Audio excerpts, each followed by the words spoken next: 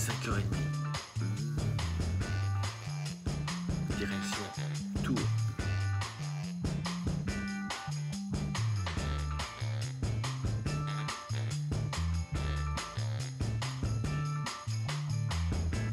On va les réveiller le moral.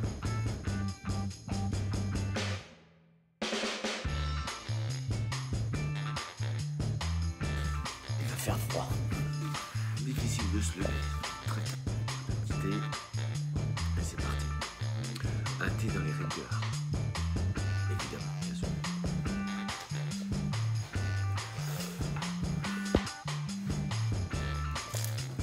C'est une maison.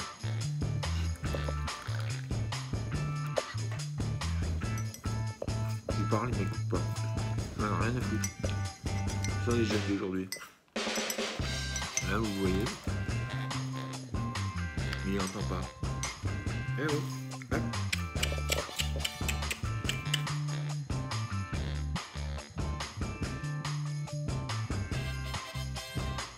Donc je vous cache pas qu'il est tôt, là on part sur Tours, je vais rencontrer ma fille, je vais voir ma fille pour les fêtes de Noël. C'est parti. 9h, petit arrêt, c'est l'heure du café. Bon, petit problème avec la voiture, il y a une sorte de garde-boue qui s'est détachée, donc c'est assez dangereux, on va essayer de trouver un peu de colle. Voilà, les imprévus, donc on va essayer de trouver ça, réparer, et normalement tout devrait bien se passer. On se dit à plus.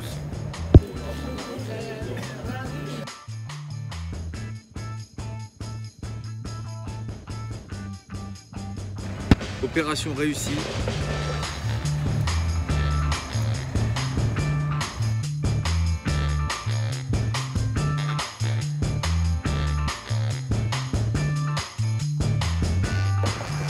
Vous avez remarqué comme quoi bien souvent on n'a pas le temps de faire tout le trajet en une seule fois. On a besoin de s'arrêter, de manger, de remettre de l'essence dans les voitures. Et on se rend compte que voilà, quand on a une destination, il faut prendre conscience que tout ne se fera pas d'un trait. Et vous voyez, le voyage en fait ça permet de faire le contraste et de faire le parallèle avec notre vie. Ça va être la même chose. On va pas arriver à finaliser nos projets de la première fois. Il va falloir s'arrêter sur des aires de stationnement, manger, remettre de l'essence. Et bien pour nos projets, ce sera pareil. C'est une belle transition. C'est vraiment la même chose. On peut faire par analogie le voyage et notre projet. C'est exactement pareil. J'ai toujours aimé ces univers d'autoroute. Je ne sais pas pourquoi. De l'envie de voyager, j'ai toujours aimé ces endroits où on s'arrête, on prend le café, on regarde la vie des gens, on s'imagine un peu des choses, qu'est-ce qu'ils font, où est-ce qu'ils font.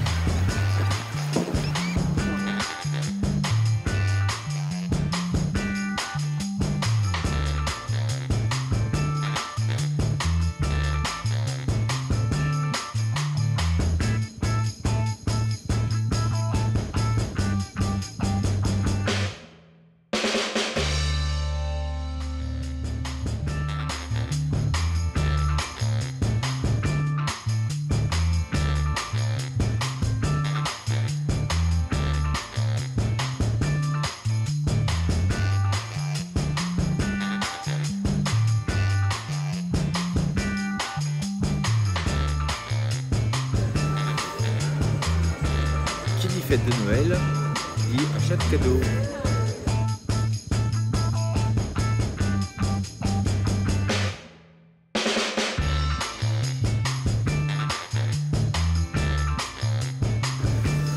Trouver de quoi manger, se restaurer et cuisiner. Ni hao, salut à tous. Eh bien, on est à quelques jours de la période de Noël et à ce propos, je voudrais qu'on parle des gens en fait que l'on oublie parfois. Des gens qui sont là, des gens de notre famille et qui tout au long de l'année, on les oublie. Et avec les fêtes de Noël, ça nous permet de se rappeler un petit peu qu'ils existent toujours et qu'ils sont là.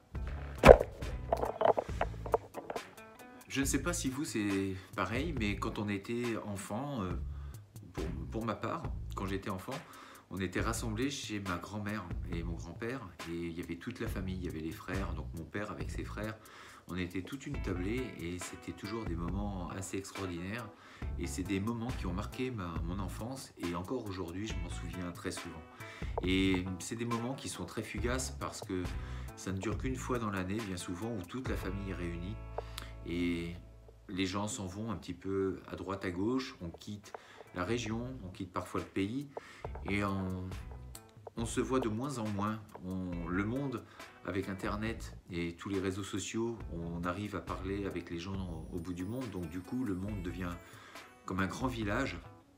Mais du coup, la présence physique, eh bien, elle, par contre, elle manque cruellement parfois parce qu'on ne voit pas les gens aussi souvent qu'on le voudrait et du coup, on se refait une vie à droite, à gauche. Alors bien sûr, hein, bien entendu, c'est la vie, c'est comme ça. Mais c'est quand même parfois dommage de ne pas prendre le temps de se donner les moyens de revoir ceux qu'on aime et ceux qui font quand même partie de notre famille. Alors vous allez me dire, oui mais c'est pas facile, on a une vie, on a plein de choses à faire, on est débordé entre les enfants, le travail, nos activités annexes, etc. On n'a vraiment pas le temps, on est débordé et on se laisse manger par le temps.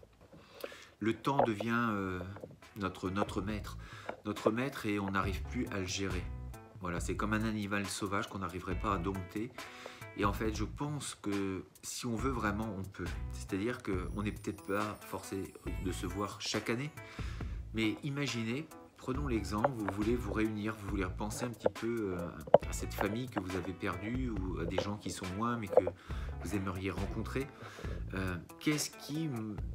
Pourquoi ne pas organiser tous les 2 ans ou tous les 3 ans et de faire, voilà, de dire aujourd'hui on va faire un jeu et cette année, enfin c'est-à-dire que dans 2 ans, on part se rejoindre à Ibiza, à Cuba, à Los Angeles, à Pattaya.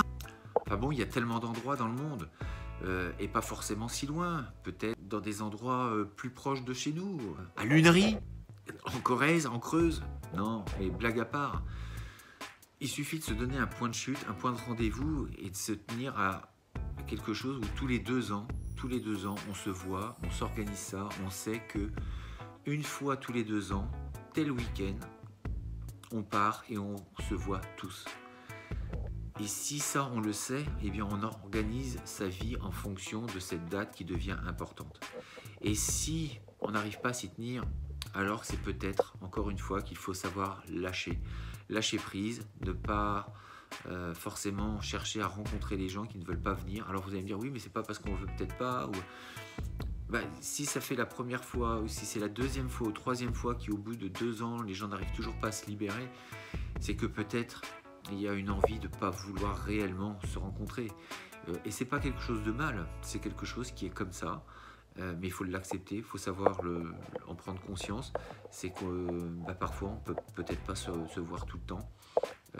En tout cas pour ma part, cette année j'espère pouvoir voir certaines personnes, je l'espère vraiment. Mais c'est vrai que c'est pas simple, hein. J'en suis bien conscient. Mais si on se donne du mal, on peut y arriver. Et puis des fois c'est des amis aussi, des amis qui partent. Et l'amitié, parfois comme l'amour, c'est fait pour être abandonné, ou c'est des amitiés qui se perdent, comme les amours. Et il faut continuer d'avancer. La vie, elle continue. Alors c'est triste, mais ça ne doit pas vous détruire, ça ne doit pas détruire votre vie, ça doit vous donner de la force pour continuer et toujours avancer. De toute façon, cette vie, on la traverse seul, avec des gens autour qui nous aident à nous construire, à nous donner de l'expérience, des apprentissages, Par exemple, dans les arts martiaux, j'ai eu des gens qui m'ont donné énormément, Monsieur Georges Charles, Jean-Marie Ragon et mon père aussi. Et puis des pratiquants. Des pratiquants, j'ose même pas les citer parce que j'aurais peur d'en oublier, mais même de mes élèves, comme Jean-Claude, comme Tony, comme Guillaume, Frédéric, Hilaire. Il y a tellement de gens autour qui m'ont donné beaucoup, Freddy, Cédric, je pourrais vraiment en citer plein, Bertrand, Manuela, et puis d'autres qui seront à venir. On apprend tellement, même de ses élèves, énormément. En tant que professeur, je veux dire que j'ai énormément évolué grâce à mes élèves. C'est peut-être fou de dire ça, mais en fait, c'est pour ça que l'humilité est vraiment importante dans les arts martiaux et dans notre vie. C'est qu'on apprend toujours, même quand on croit qu'on connaît beaucoup de choses, on peut avoir énormément de connaissances, mais il faut savoir se faire encore plus petit quand on a beaucoup de connaissances, parce que après ça devient pompeux et ça se voit, et le but il n'est pas là de la vie. Aimer les gens et avancer tranquillement, sans se prendre la tête, et vous verrez que quand vous êtes comme ça, il arrive que des bonnes choses. Quand on est toujours dans la confrontation, quand on est toujours dans l'acharnement auprès des gens, c'est pas forcément une bonne chose. On se fait du mal à soi-même avant tout, et les gens nous fuient. Et parfois, c'est pour ça que je reviens à ça, c'est que nos amis qui partent, parfois le font aussi pour ça, c'est qu'il y a des choses qui ne correspondent plus à ces gens-là. Ils nous quittent sans nous le dire vraiment verbalement, mais ils nous quittent par la distance, et on s'éloigne parfois d'un monde, d'un univers dans lequel on ne se reconnaît plus, et on va loin pour essayer de se reconstruire une nouvelle personnalité, avoir de nouvelles expériences, parce qu'on sait que indirectement, là où on était, on ne peut plus avancer, et que le but de l'être humain, c'est de toujours progresser sans faire du mal aux autres. C'est d'avancer, de progresser, de se réaliser au mieux de ce que l'on peut être.